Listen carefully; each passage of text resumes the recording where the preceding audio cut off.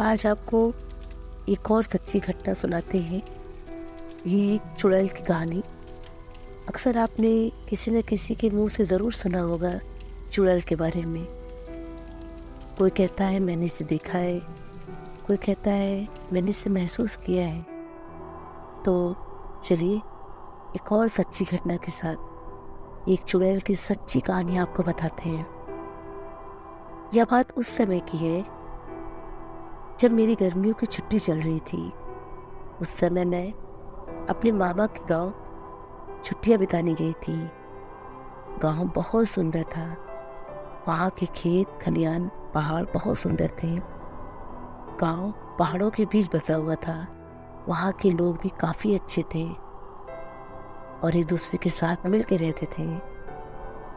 एक दिन काफ़ी गर्मी पड़ती थी। एक दिन वहाँ बहुत गर्मी थी। सभी ज़्यादातर अपने घर के बाहर सोते थे। एक दिन मैंने अपने मामा और मामी से कहा कि चलते हम लोग छत पर सोते हैं। तो उन्होंने कहा ठीक है।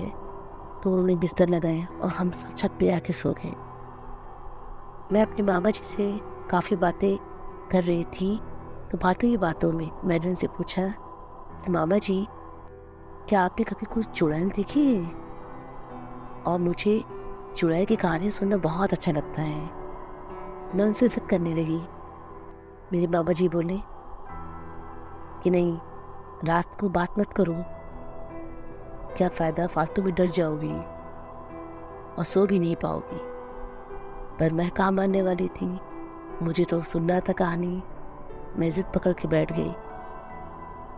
तो फिर उन्होंने कहा ठीक है। उन्होंने बताया कि इस गांव में बहुत सारी कहानियाँ हैं, लेकिन कुछ सच्ची भी कहानी है। और वो इसलिए क्योंकि शायद मैंने खुद उसको महसूस किया है, लेकिन इसको किसी ने देखा नहीं है। तो मैं बोल पड़ी, अगर किसी ने देखा नहीं है तो लोग ये कैसे कहते हैं कि चुड़ैल है?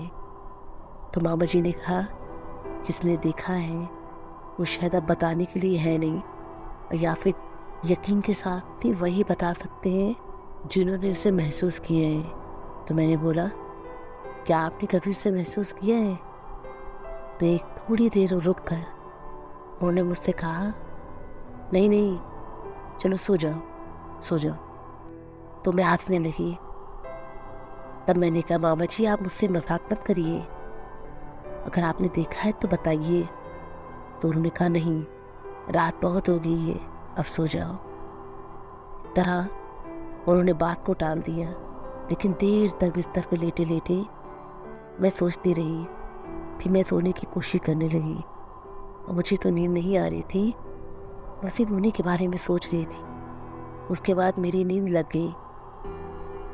फिर अचानक से किसी के पैरों की आवाज़ मेरे कानों तक आई और मेरी आंखें खुल गई। मैंने अपने आसपास देखा, मेरे परिवार वाले सब सो रहे थे। मैं लेटे लेटे सोचने लगी, इतनी रात में कौन हो सकता है? मेरी इतनी हिम्मत नहीं हो रही थी कि मैं अपने बेड से उठ के कुछ देख सकूं। मेरे ध्यान में वो चुड़ैल की बात भी घूम रही थी। मैं थोड़ी डरी हुई थी। फिर मैंने सोचा ना, चुपचाप होकर मैं देखती हूँ। फिर धीरे धीरे वो आवाज़ मेरे कानों के और करीब आती जा रही थी। वो जो कोई भी था वो धीरे धीरे मेरे पास आ रहा था। मैंने देखा एक हल्की सी रोशनी में एक बूढ़ी सी महिला, उसे काले रंग की साड़ी पहनी थी। वो झुक कर चल रही थी। मैं जहाँ खड़ी थी वो उससे थोड़ा आगे निकल गई थी और एक जगह जाकर रुक गई। वो अचानक पलटी। मैं पसीने पसीने हो गई। मेरे मुंह से आवाज़ नहीं निकल रही थी। मैं चाह के भी किसी को बुला नहीं पा रही थी। वो बूढ़ी औरत वहीं रुकी हुई थी। वहाँ बल्ब की रोशनी से उसके चेहरे पर जो हल्की सी रोशनी पड़ रही थी, मैंने उसका चेहरा देखा। मैं सच कहूँ तो उसका चेहरा जला हुआ था। उसकी नाक लंबी थी। उसके चेहरे पे एक अजीब सी डरावनी हंसी थी। बाद में मुझे पता चला कि उसको पता था कि मैं उसे देख रही हूँ। मैंने डर के मारे अपनी आंखें बंद कर ली, जैसे मैंने उसे देखा ही नहीं। थोड़ी देर बाद मेरे कानों में एक आवाज़ आई, तुझे क्या लगता है मुझे नहीं पता तो मुझे देख रही है? ये सुनकर एकदम से मेरी नींद खुली।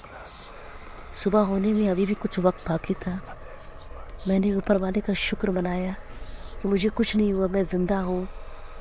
फिर जैसे ही सुबह हुई, एक ज़ोर से शोर के साथ सारे गांव वाले इकट्ठा हो गए।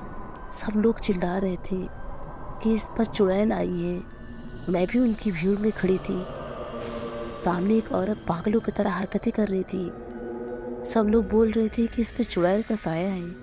कोई कह रहा था कि रात को यहाँ बाहर वॉशरूम गई थी और वहाँ से लौटी ही नहीं, और सुबह किसी ने उसको बरगद के पेड़ पर बैठा पाया और उसे पकड़ कर लेकर आए। वो सबको देख कर हंस रही थी। उसी भीड़ में वो औरत हंसते हंसते उससे मेरी तरफ देखा और बोला, मुझे पता है कि तुम मुझे देख सकती हो। मैं इतना डर गई कि मैं भागना चाह रही थी, लेकिन मेरे कदम वहीं जम गए। बहुत हिम्मत करके मैं तेज़ी से घर की तरफ भागी। अगले ही दिन मैंने अपने मामा जी से बोला कि मुझे घर छोड़ दें। मुझे हर जगह, हर एक जगह वही बूढ़ी औरत नज़र आ रही थी। वो कौन थी? वो मुझसे क्या चाहती है? वो मुझे क्यों दिखी? हज़ारों सवालों के साथ जितनी जल्दी हो सके मैं अपने घर वापस आ गई। उस रात के बारे में अगर मैं सोचती हूँ तो मैं डर जाती हूँ और ये प्रे करती हूँ कि अब वो कभी मुझे ना दिखाई दे। सो आई होप यू गाइज, आपको ये हॉरर स्टोरी बहुत अच्छी लगी होगी।